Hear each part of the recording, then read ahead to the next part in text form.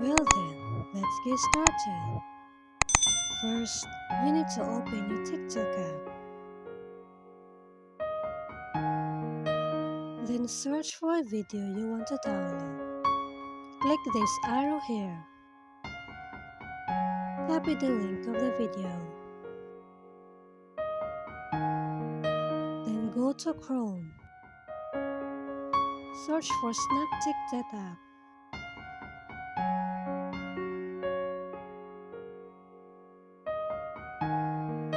Click this one.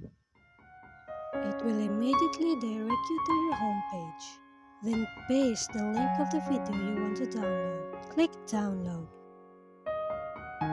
Click download again. It will start downloading. Wait for a while.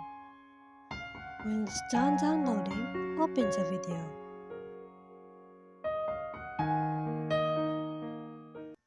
You can see that there's no TikTok watermark on it.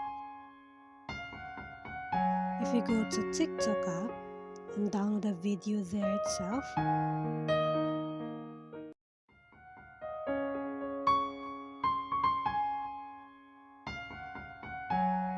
then you will notice that there's a TikTok watermark in it.